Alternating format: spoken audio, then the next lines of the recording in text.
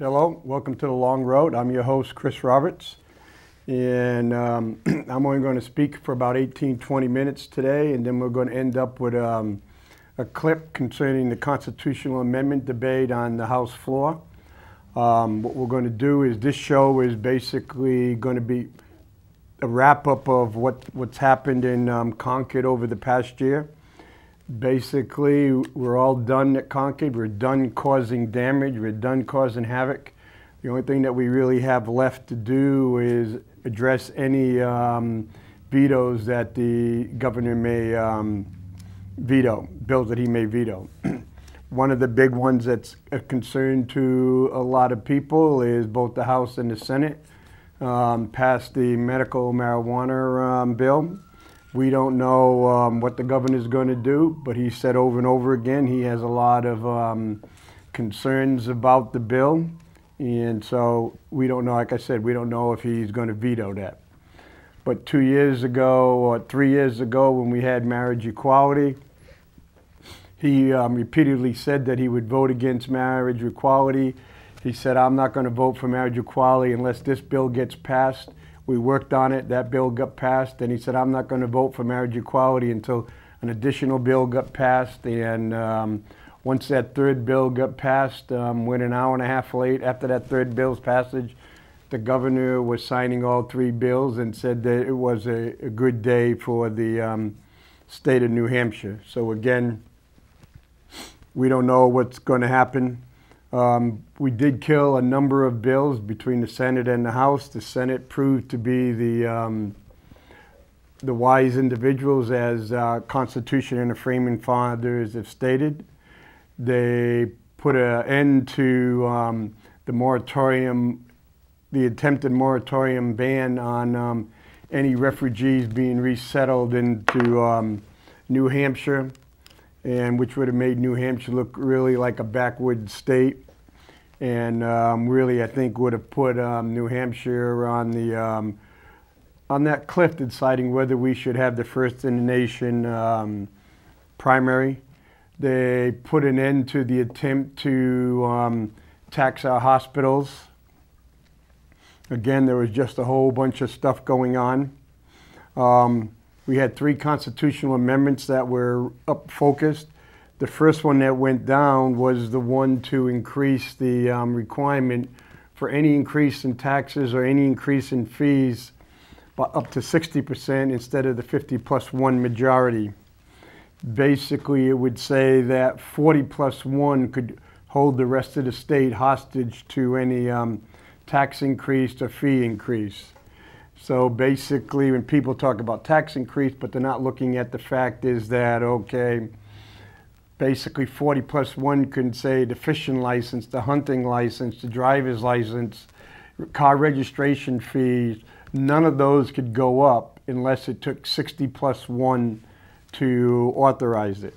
And they were basically saying as well, we could trust the House and Senate to do the right thing at the right time in a moment of crisis. Well, if you look at the recent floods, you looked at the flood in 2005, the Mother's Day ice storm, and some of the other ones, well, if federal government came and said, okay, we're going to match you at FEMA, and it was, say, $500 million worth of damage. And our requirement would be, as a state and local community, to come up with 25%. So bingo, when you look at that, 25% of $500,000 is $100 million. A little bit more, $125 million. And so, which means the state government would have to come up with basically, rounded off, $65 million.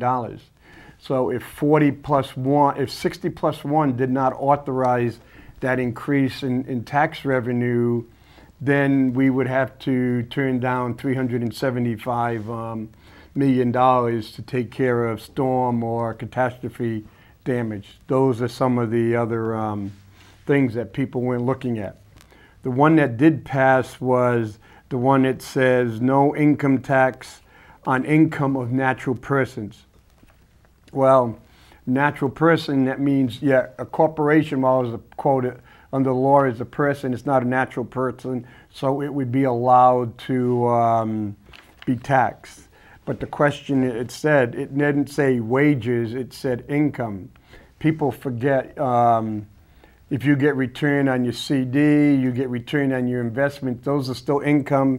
You report those incomes on your income tax, but they're not wages. It's a total separate line.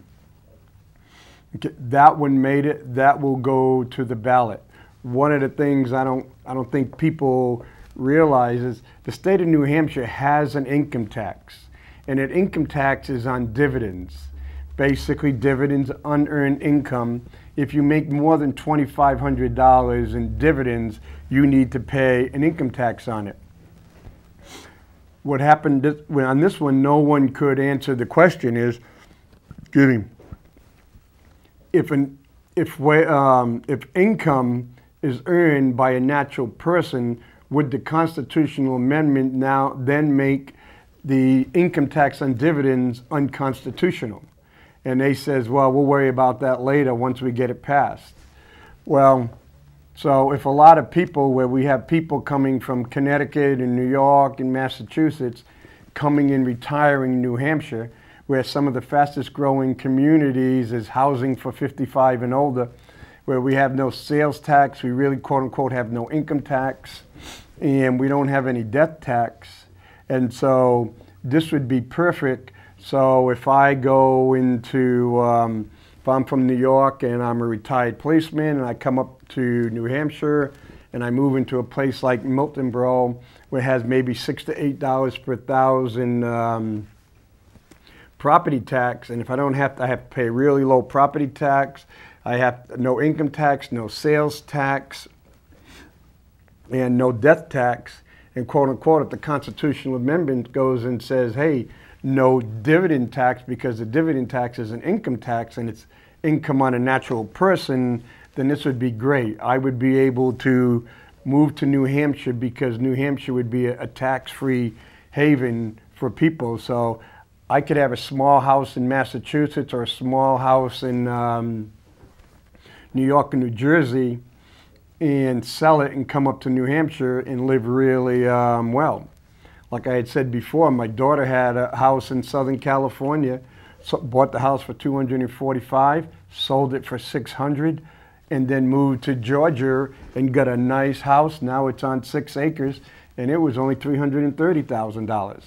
And so that's what could happen to as more and more people would take advantage of New Hampshire as we try to change our tax laws. And the people that would suffer would be the small communities, the communities that have children going to school. And again, as I said before, is if you were born outside of New Hampshire, you made your money and you get good investments, then New Hampshire would be a great place to retire. If you're born in New Hampshire and went to school in New Hampshire would be a lousy place to raise a family and grow up, because you would not be able to afford the property taxes. You would not be able to ensure that your children get a really great education as the amount of money available for education drops off. If you look at the jobs that are growing in New Hampshire, line cooks, nurse practitioners, other ones in healthcare, education, we talk about education, but we're talking about tutors, we're talking about paraprofessionals. A lot of times people are not working full time, so they don't get benefits. They might get $12, $13 an hour. Yes, you can look at McDonald's. McDonald's stock is going through the roof. Walmart stock is going up $13 in the last couple of months because they're making great profits, but they're making profits by paying low wages, and basically a lot of these people are averaging about $9.50 an hour and no health care. And so what's happening is their children are being paid, their medical is being paid by the state of New Hampshire and the other taxpayers, because the quality of the health care that the people, even if the companies are providing, the people can't afford. So the big debate up there in Concord would be on the constitutional amendment concerning education funding, which lucky it failed. It failed by 13 votes. It was close. when you look at it, the Republicans had 297 members. It required 237 votes to pass to go on the ballot. It did not. What did we get there? No, it wasn't 237. It was 60%. So it was 240. Yeah, that's right. 237, and it only got 224 votes. It failed by 13. So basically, 7 people had changed their vote, then it would have passed. But it was 365, 35 people either didn't show up for numerous reasons. Yes, some were sick. Other ones took a walk so they wouldn't put their name on record. What you're going to see in the video clip is you're going to see one individual get up and say, basically, I don't know what my responsibility is up here. We need to pass this amendment so the voters of New Hampshire can tell me what my responsibility is when I come up here. And as a Marine officer, and I understand the importance of taking personal responsibility when you're up here representing a lot of people. I just couldn't believe that someone stood up and says, I don't know what my responsibility is. My question is, why did you run in the first place if you don't know what your responsibility is? And if you're making votes based on the fact that you don't know what your responsibility is, that's really putting our children at risk. And it failed. We had 2 individuals. Representative Mirsky was one who said that, you know what, I changed my mind, I asked for reconsideration, and we need to vote and we need to pass this. And he stood up and accused the Supreme Court justice of making backdoor, unethical decisions in the Claremont decision. He basically said they failed to follow the law. They did their own backroom deals. And the question is, if you're going to stand up there, he was called on it. The Speaker O'Brien said no big deal. He can continue to talk, and he continued to talk about our Supreme Court justice being unethical. So if you're saying you're unethical on this decision, you can easily apply that the great majority of the decisions at the Supreme Court could be unethical, it could be tainted. The judges throw out expert witnesses if they're tainted or if they performed unethical. How can you trust our courts, quote unquote, if they're unethical? I don't think they're ethical. And you sit there and a Constitution amendment is necessary, and we must not give up on making it a reality. Let's not lose sight of the fact that it's only a beginning, said one individual that was running for governor. And it amazes me how we have people keep talking about this is a historic moment. And it's amazing. We in the present have no idea what a historic moment is. History has shown that when you try to make something based on the fact that you think it's a historical moment, you usually make a bad decision. A lot of things that people thought were historic don't even get a line in our history books. So maybe what we should do is just do the job the right way, make a good decision, and let what is historic up to up to historians. The other part of having a constitutional amendment is anyone who challenges the state funding for education, rather than the state having to prove support for education, that education was significant, anyone who challenges support would have to show it wasn't.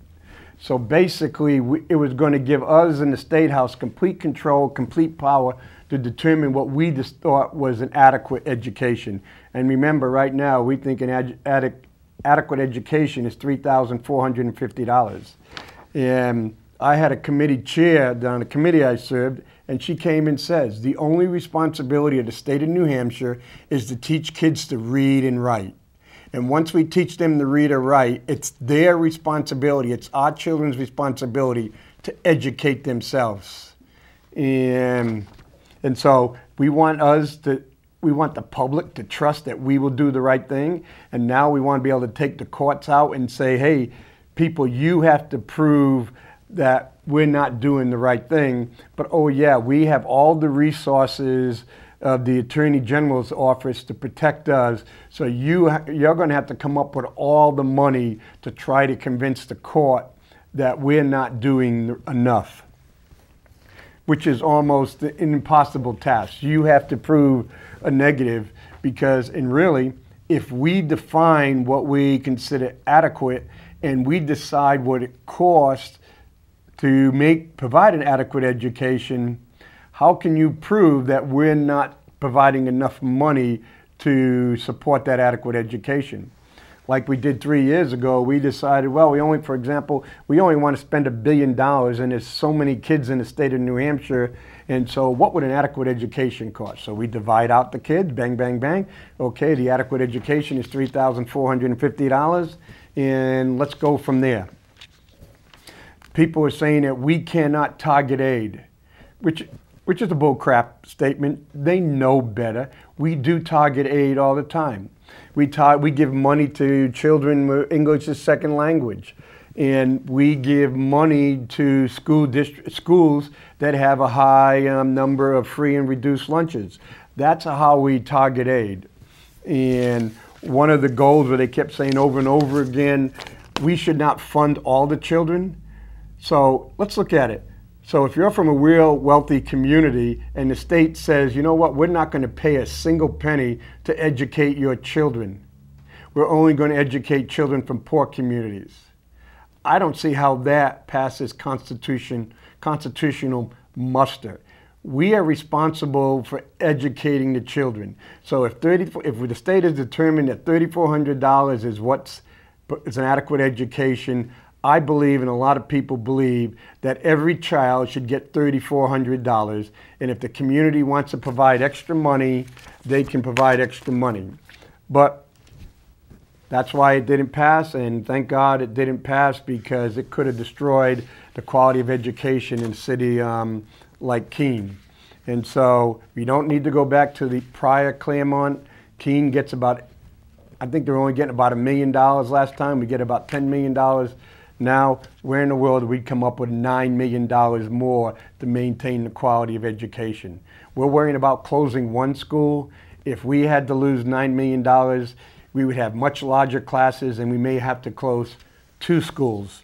So, hope you enjoy the clip. I think you might find it quite disgusting, but that's your elected officials at work.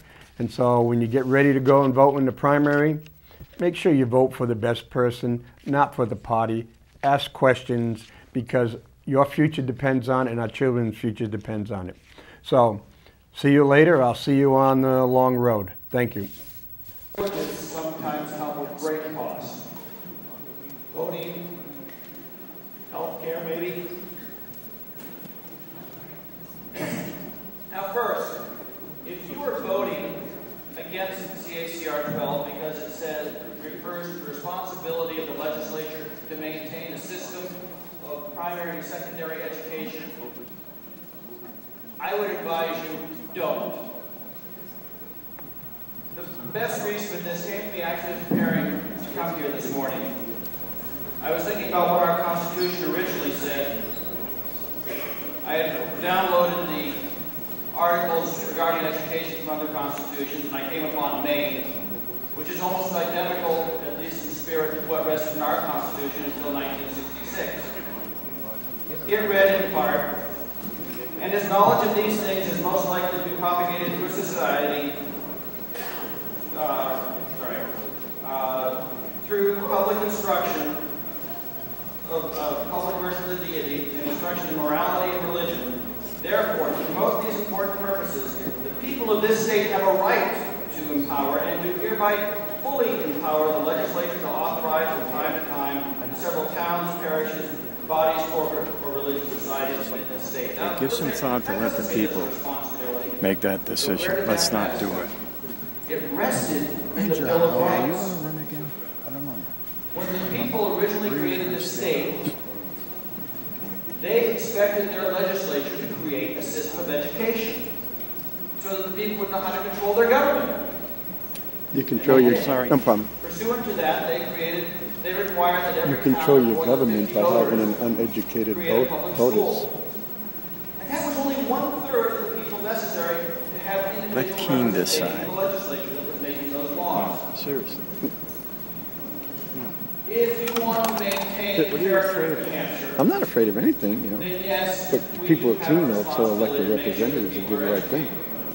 It's a representative government, right? I've talked to a lot of leaders in Keene. I don't They see want a this chance to vote legislation, on this this. proposal as being without problems. One of my say biggest give a concerns, disparity. Disparity implies both positive and negative deviations.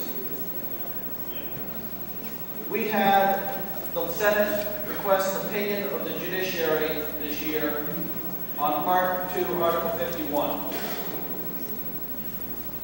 It was the clear intent of the author and Constitutional Convention that was intended to give greater power to the legislature, notwithstanding the judiciary found completely the opposite. Despite ample record,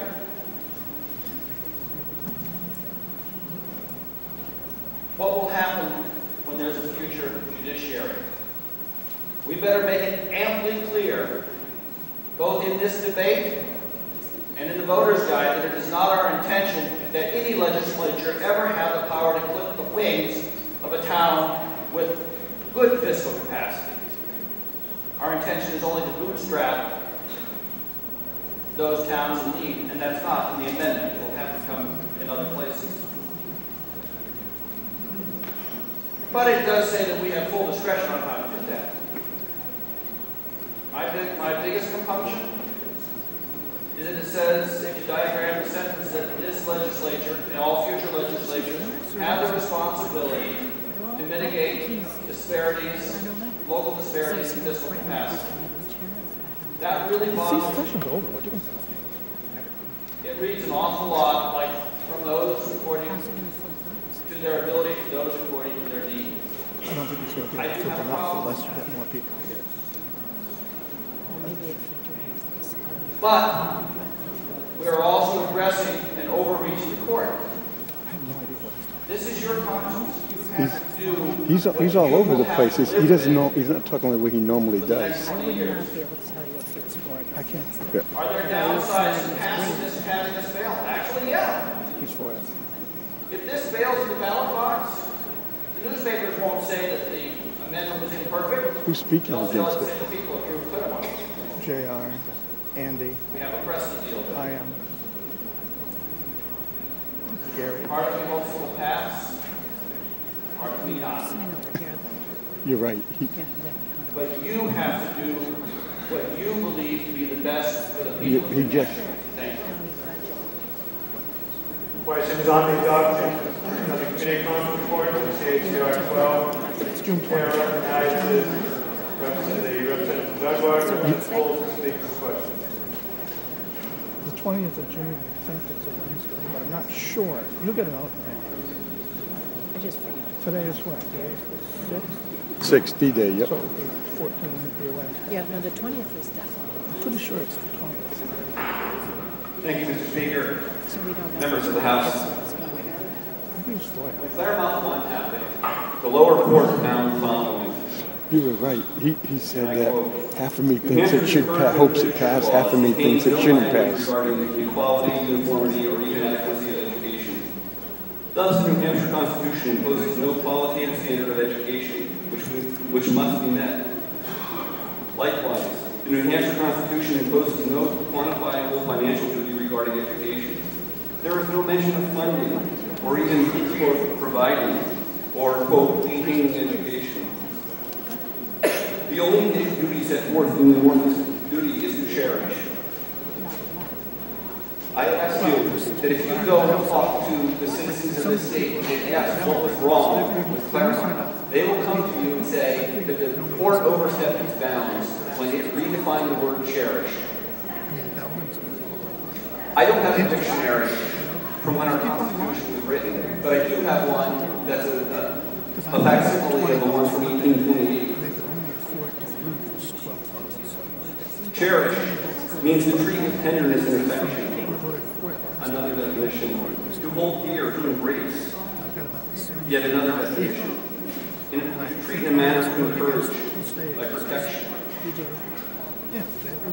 I ask that you not support this amendment and address the root cause of the Claremont problem by fixing what the court overstepped its bounds when it found a new definition for the word cherish. Thank you.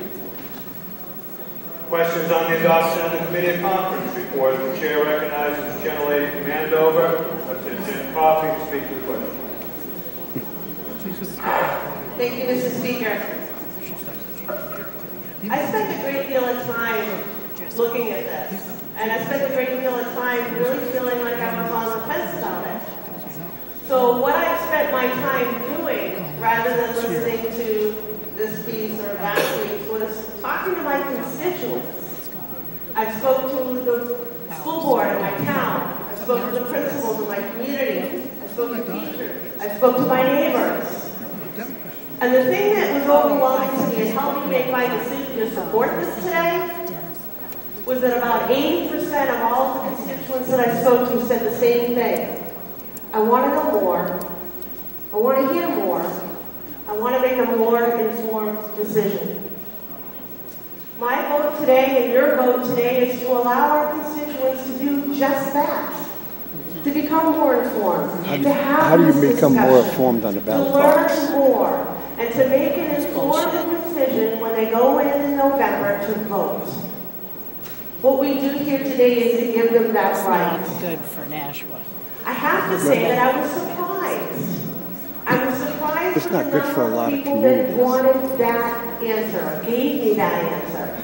Realistically, only about 20% of the people I talked to When have you keep a real looking opinion at on all whether the they were elderly for or against retirees it. that are moving And those into folks New are pretty much Hampshire, split. who have no kids or I had grandkids, principals tell me they wanted to they're know going to more. keep running for office here, and they're going I to keep had others cutting tell funding me to education. They needed more information. They wanted to be a part of this decision. It was important to them. It was important regarding their taxes. Might as well It was cut important ourselves regarding their Yep. schools. by 3/4. It's important to Put me, everything on the Karen. ballot.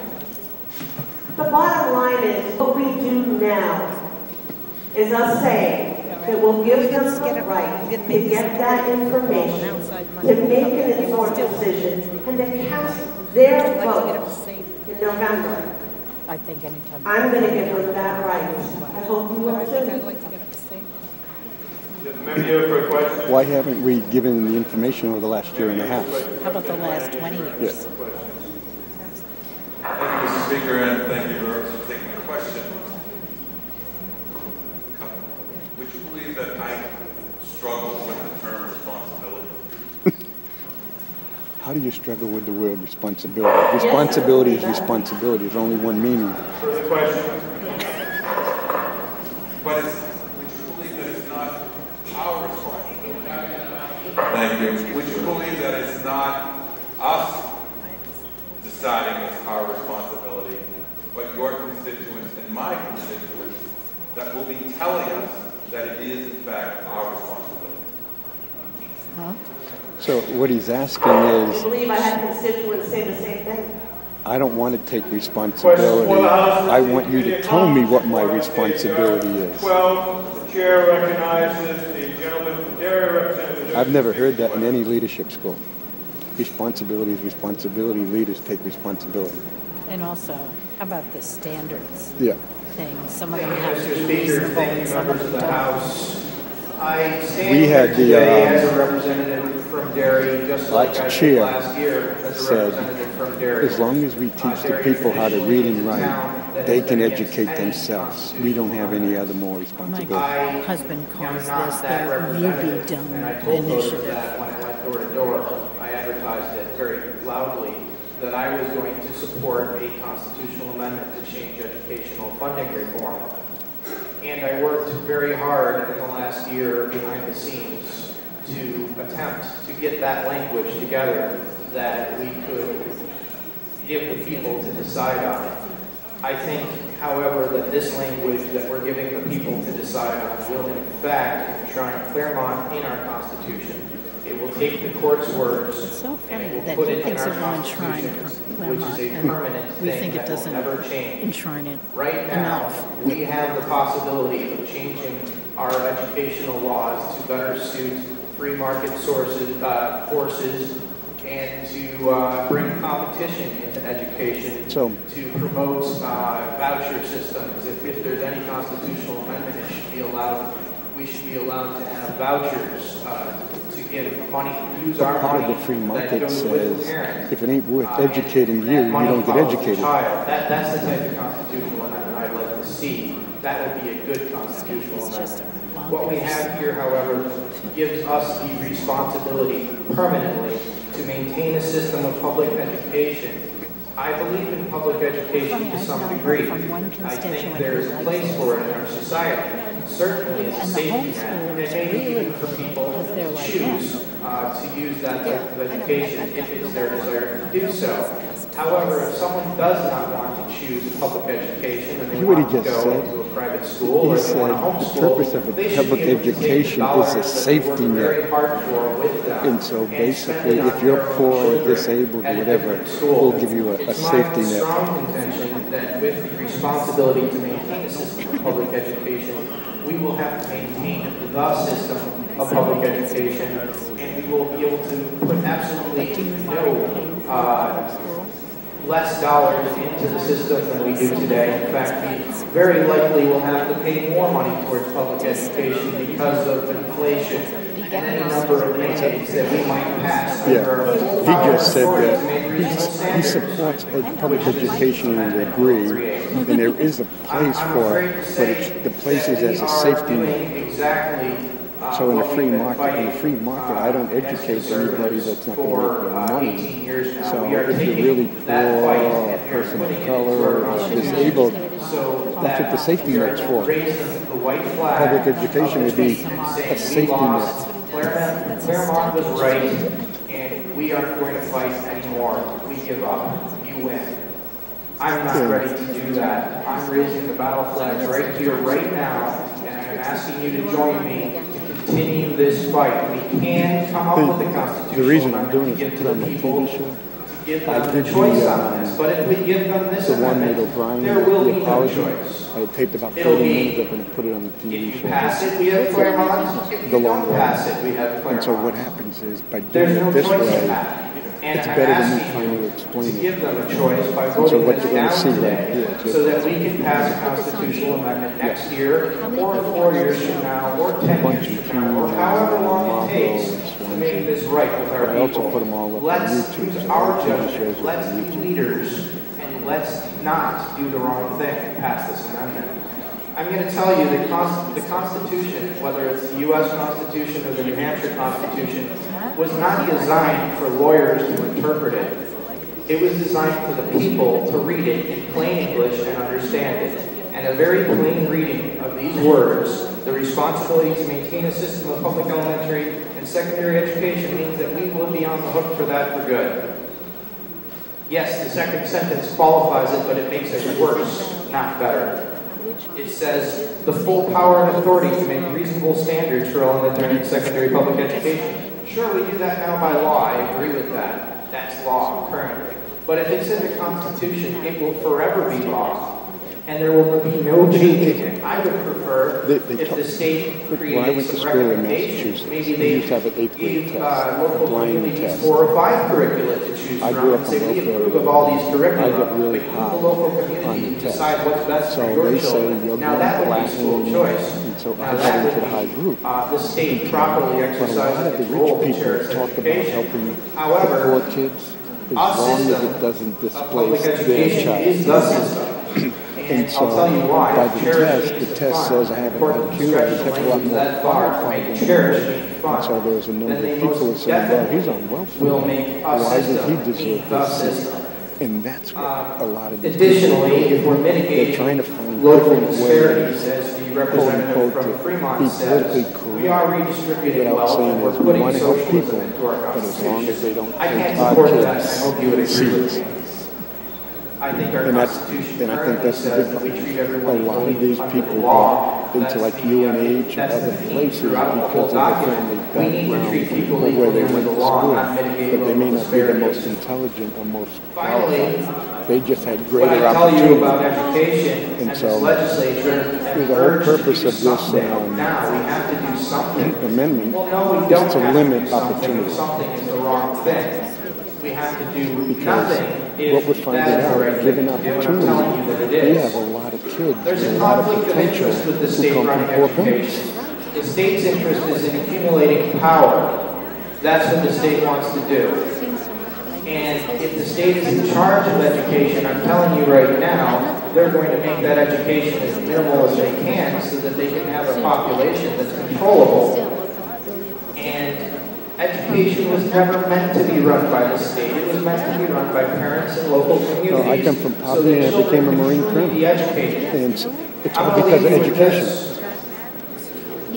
I think it's egotistical to think that we're the legislature that has to do this. I think it's not egotistical to say we can wait longer and trust the Quality future legislature education to do this. gave me the And remember, opportunity those to who are display. feeling It doesn't guarantee that I'm going to work for it, but I was given the resignation to the opportunity. fact that And we've a been lot of fighting people for take 18 advantage years of and the haven't accomplished what we opportunity want. and move I forward. want you to remember George Washington before he crossed the Delaware.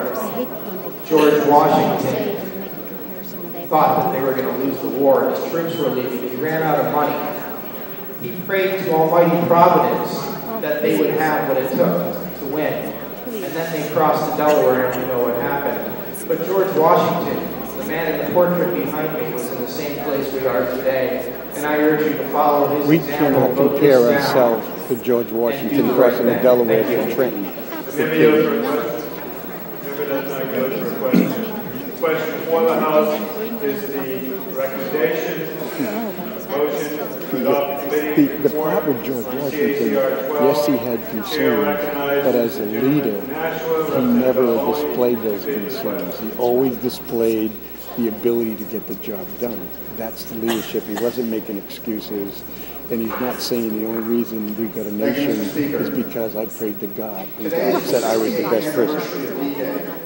For those who fought for our American way of life, to ensure our representative form of government, to ensure our right as free people to make decisions at the ballot box would not be taken away by a tyrannical power poised to take over the world. And Supreme Allied Commander General Eisenhower stated in his D-Day message to the soldiers, sailors, and airmen of the Allied Expeditionary Force, you are about to embark upon the great crusade toward which we have striven many months. So now he's quoting President Eisenhower. The hopes and prayers of liberty-loving people everywhere march with you. I just got an acer Accompanied with our brave that takes allies and brothers pictures, in but I arms can't on figure other out how to fronts, get it. They you keep will getting bring me about destruction instead of of the theirs. German war machine. There's a little button over here that will flip it. So if I don't push the button, it just shows me. It's got a forward camera and it's got a rear camera. So I'm using the rear camera. Okay, so I have to find that button. Yeah. You will fight savagely. But this is the year 1944. Much has happened since the Nazi triumphs in 1940-41. The tide has turned. The free men of the world are marching together to victory. I have full confidence. I'm taking this to put on a TV show because it's better than explaining. It just allows the people watching. Well, that's a good idea, yeah. Good luck. It takes video also? Yeah, this is taking video right now. Oh, cool. HD, high definition video, so it comes out really good on TV. Wow. What history records are all the compromises he made during the planning of Operation Overlord. There were vehement disagreements in strategy and tactics at every level, from Churchill and Roosevelt to the headstrong commanders Montgomery and Bradley to the several military branches. Each had their own views on how best to establish and accomplish the goal. It was Eisenhower who kept his eye on the objective, would not allow the perfect to become the enemy of the good, and through persuasion and compromise organized the largest successful military invasion in history. Here we are on that anniversary of that fateful day where we, not with guns and bullets, but with the authority given to us by the people of New Hampshire, and set in motion a plan that will finally bring an end to the stranglehold placed upon the people of this great state by the Supreme Court's Claremont and Londonderry opinions. We in this chamber can either... Since when is $3,450 to educate a child a stranglehold on the state? Or we can fail to learn from history, allow the perfect to become the enemy of the good, lose sight of the goal, and grasp defeat from the hands of victory. Eisenhower decided that Operation Overlord, with its compromises, would achieve the goal and bring success. He decided that the perfect would not become the enemy of the good. Now we must make a decision. Is CACR 12 perfect? No. But will it solve the education policy and funding problem this state has faced for the past 19 years? Yes. CACR 12, as proposed in the Committee of Conference Amendment, will do the following. 1. It will return the education policy and funding decision-making to the legislative branch, to the people's elected representatives. No longer will unelected and unaccountable judges be making those decisions. 2. It restores the tradition of our state-local partnership regarding education policy and funding. 3. It restores the state's ability to target education aid to the neediest of our communities.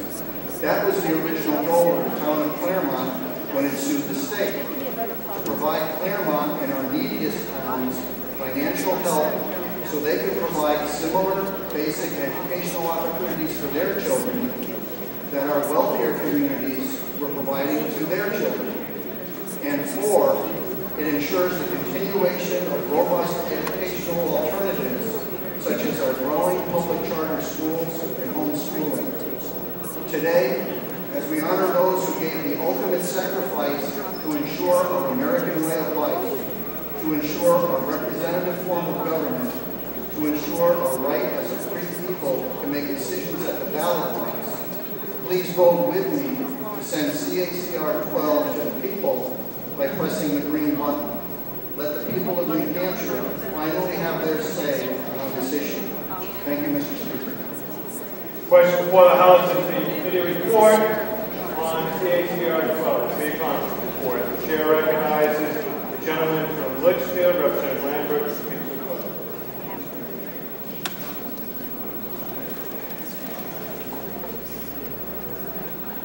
Thank you, Mr. Speaker. Members, I apologize. My voice is not like normal.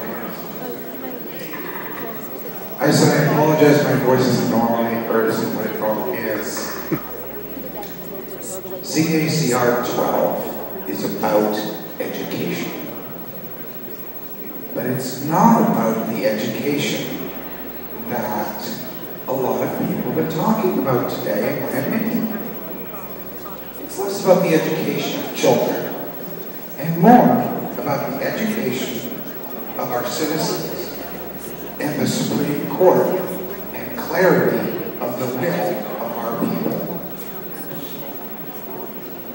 The Constitution tells us we're supposed to cherish education, but we're not exactly clear on what the people who voted for that Constitution meant. And we've left that to our Supreme Court to decide. Now is our opportunity to educate our citizens on the choices and let them choose a message and deliver that message to us, to the Supreme Court, and to the governor.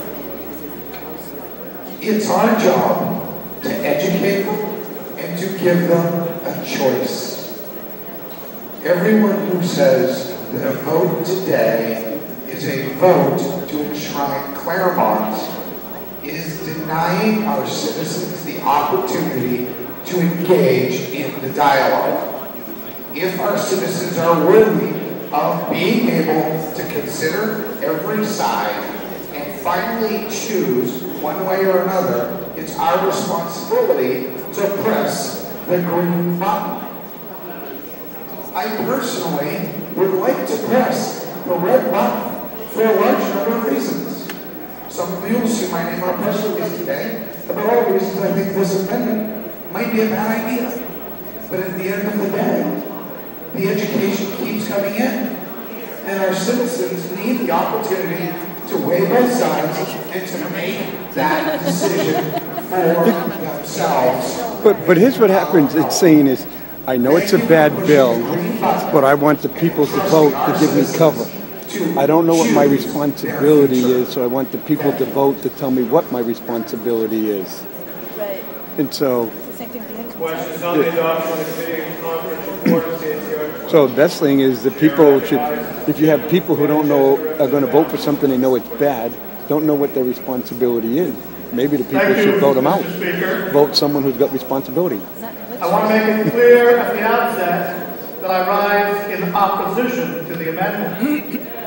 Because some of the speeches I listened to, I had kind of weighed in my mind whether they were for or against it. Thank you. Let me make it perfectly clear at the outset that I could speak against this amendment from a conservative nice point suit. of view. I could speak against this amendment from a liberal point of view. And the very fact that I can debate myself is an indication that this is not the amendment we need. All this amendment will do is muddy the waters that have begun to become clearer on education funding. If I thought this amendment would clarify the situation and take us to the land of everything's going to be good, then I would vote in favor of this. But I think this will only make matters worse, and at the same time, this amendment does nothing that we cannot already do now. So rather than arguing myself from the left or from the right, I've been around for a long time, and I've been doing education funding for a long time. So let me explain that comment that if we do nothing, we already have the power to do what this amendment will do. I'm not going to go back to D-Day or to Dwight David Eisenhower, my second favorite president of all time. There's number one. But I will go back to 1999, when I was on the Finance Committee, and the gentleman from Ware decided to put me on Division 4, which was a special division dealing with Claremont funding. That's how long we've been fighting with this. And there are three basic incarnations, at least, maybe more, but I'd like to talk about three. Back in 1999, we realized that we needed to target aid. We realized that certain towns were richer than others and didn't deserve as much aid as certain weaker towns or poorer towns, whatever word you want to use. That's when we came up with the idea of using free and reduced lunch as a proxy for rich versus poor. It was not perfect, but you know it was pretty good because all the statisticians and the people that know the numbers and everything will tell you that free reduced lunch is a pretty good proxy for determining where more aid is needed. I remember the gentleman from New Ipswich at the time said that we may be able to want to break it down this way or this way, and we figured it a little bit. But even back at the very beginning of this arduous process, without any amendment, we targeted aid. The problem is not an amendment. The problem is not wording. The problem lies not in the stars, but in ourselves, in the people that come here to make this work.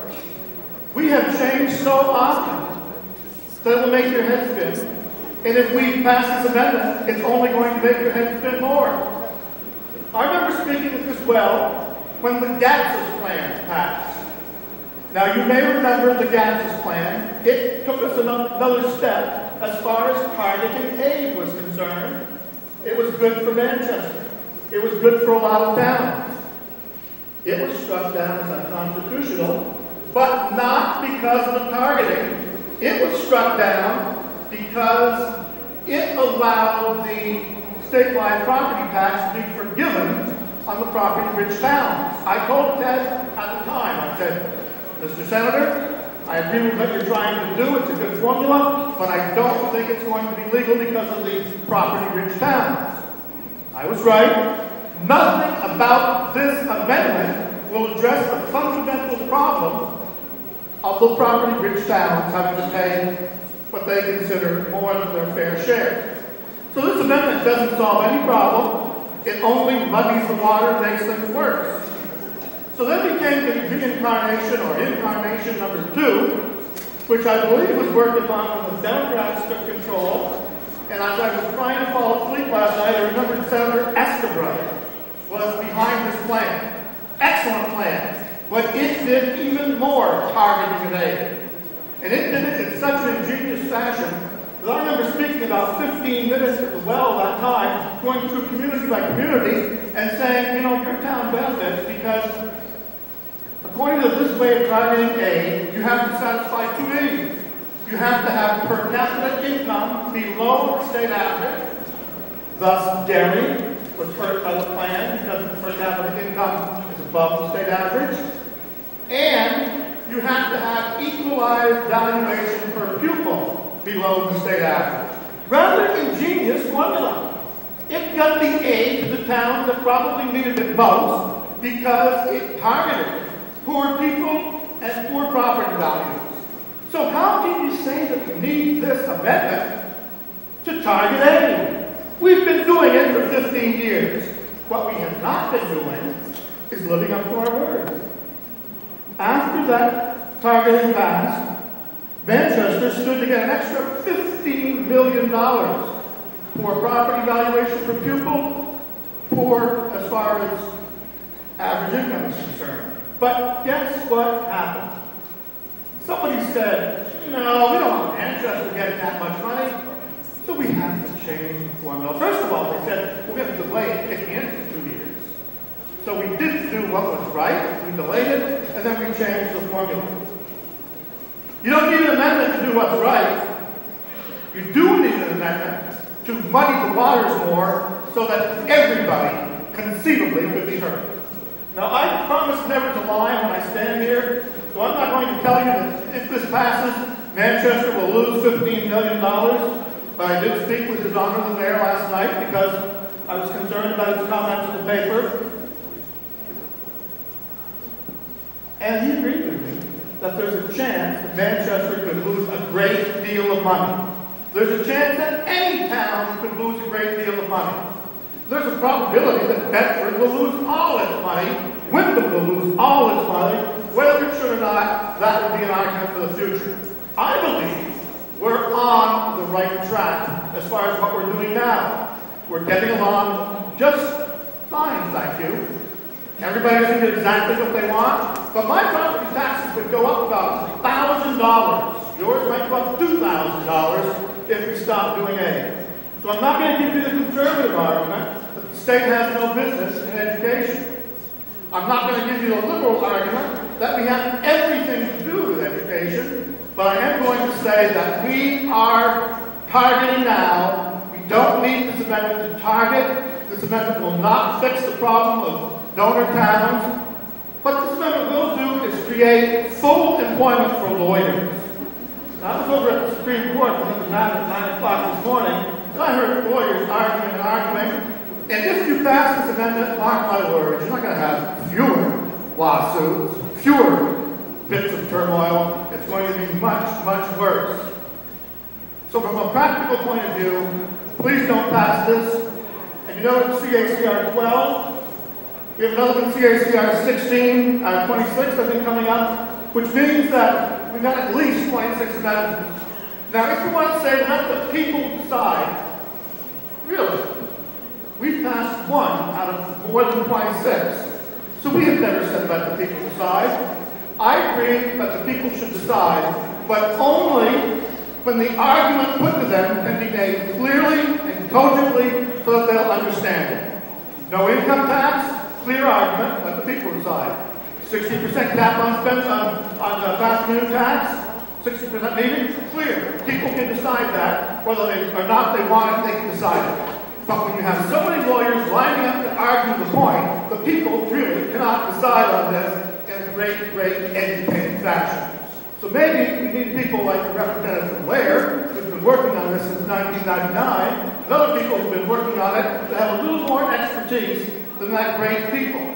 So we haven't passed 26 amendments onto the people. We shouldn't pass this one onto them either, because it would only create more confusion about politics. That is never a good thing.